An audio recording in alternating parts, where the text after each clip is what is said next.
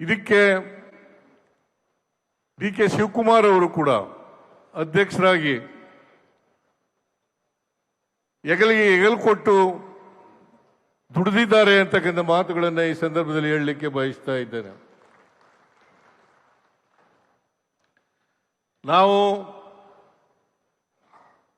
ಅನೇಕ ಹೋರಾಟಗಳನ್ನು ಮಾಡಿ ಪಕ್ಷವನ್ನು ಸಂಘಟನೆ ಮಾಡಿ 2023ರಲ್ಲಿ ಶಿವಕುಮಾರ್ ಅವರು ಅಧ್ಯಕ್ಷರಾಗಿ ನಾನು ವಿರೋಧ ಪಕ್ಷದ ನಾಯಕನಾಗಿ 136 ಸ್ಥಾನಗಳನ್ನು ಗೆದ್ದಿದ್ದು.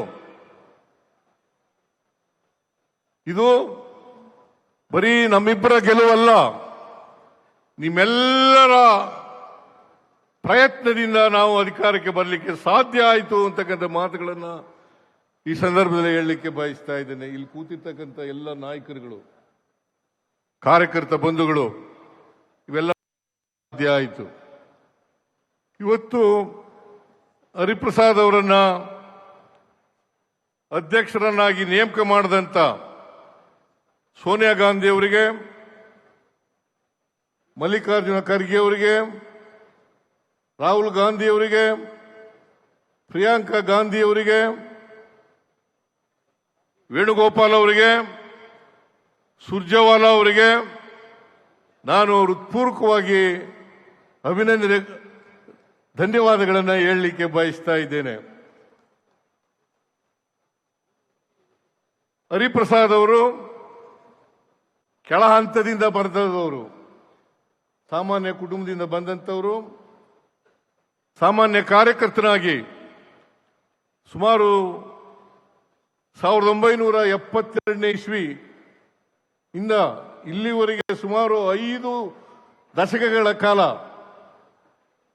ಕಾಂಗ್ರೆಸ್ ಪಕ್ಷದ ಕಾರ್ಯಕರ್ತನಾಗಿ ನಿಷ್ಠೆಯಿಂದ ಸೇವೆಯನ್ನು ಮಾಡಿದ್ದಾರೆ. ಅವರು ವಿದ್ಯಾರ್ಥಿ ನಾಯಕನಾಗಿ, ಯೂತ್ ಕಾಂಗ್ರೆಸ್, ಯುವ ಕಾಂಗ್ರೆಸ್ನ ನಾಯಕನಾಗಿ ಅನೇಕ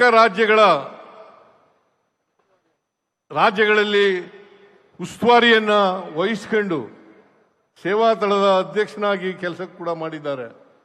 ಅಂಥವರು ಇವತ್ತು ಬಹಳ ಮಹತ್ತರವಾದಂಥ ಜವಾಬ್ದಾರಿಯನ್ನು ಹೊತ್ಕೊಂಡಿದ್ದಾರೆ.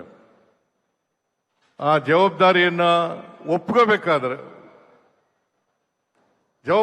ಒತ್ಕೋಬೇಕಾದ್ರೆ ಅವರು ನಿಷ್ಠೆ, ಸಿದ್ಧಾಂತಕ್ಕೆ ಬದ್ಧತೆ, ಕಾಂಗ್ರೆಸ್ ಕಾರ್ಯಕರ್ತನಾಗಿ ಅನೇಕ ಸ್ಥಾನಗಳಲ್ಲಿ ಕೆಲಸ ಮಾಡಿದರ ಪರಿಣಾಮವಾಗಿ ಇವತ್ತು ಇಷ್ಟೊಂದು ಎತ್ತರಕ್ಕೆ ಬೆಳೀಲಿಕ್ಕೆ ಸಾಧ್ಯ ಆಗಿದೆ. ಅವರಿಗೆ ಮತ್ತೊಮ್ಮೆ ಅಭಿನಂದನೆಗಳನ್ನು ಸಲ್ಲಿಸಲಿಕ್ಕೆ ಬಯಸ್ತಾ ಇದ್ದೇನೆ. ನನಗೆ ವಿಶ್ವಾಸ ಇದೆ, ಹರಿಪ್ರಸಾದ್ ಅವರು ಸಿದ್ಧಾಂತಕ್ಕೆ ಬದ್ಧರಾಗಿರೋದ್ರಿಂದ ಕಾಂಗ್ರೆಸ್ ಅನ್ನ ಬಲಪಡಿಸ್ತಕ್ಕಂಥ ಶಕ್ತಿ ಇದೆ. ಕಾಂಗ್ರೆಸ್ನ ಮೂಲ ಸಿದ್ಧಾಂತ ಏನಿದೆ, ಸಂವಿಧಾನದ ಆಶಯಗಳೇನಿದ್ದಾವೆ, ಅವುಗಳನ್ನ ಜಾರಿ ಮಾಡತಕ್ಕಂಥ ಪ್ರಯತ್ನವನ್ನ ಮಾಡ್ತಾರೆ ಅಂತಕ್ಕಂಥ ಸಂಪೂರ್ಣ ವಿಶ್ವಾಸ, ನಂಬಿಕೆ ನನಗಿದೆ ಅಂತಕ್ಕಂಥ ಮಾತುಗಳನ್ನ ಈ ಸಂದರ್ಭದಲ್ಲಿ ಹೇಳಲಿಕ್ಕೆ ಬಯಸ್ತಾ ಇದ್ದೇನೆ. ಇವತ್ತು 1914ರಲ್ಲಿ ಬಿಜೆಪಿ ಅಧಿಕಾರಕ್ಕೆ ಬಂತು. ಅವರು ಅಧಿಕಾರಕ್ಕೆ ಬಂದ ಮೇಲೆ 12 ವರ್ಷಗಳಲ್ಲಿ ಈ ದೇಶದ ಬಹುತ್ವ ಏನಿದೆ ಅದನ್ನು ಹಾಳು ಮಾಡತಕ್ಕಂಥ ಪ್ರಯತ್ನವನ್ನು ಮಾಡಿದ್ದಾರೆ.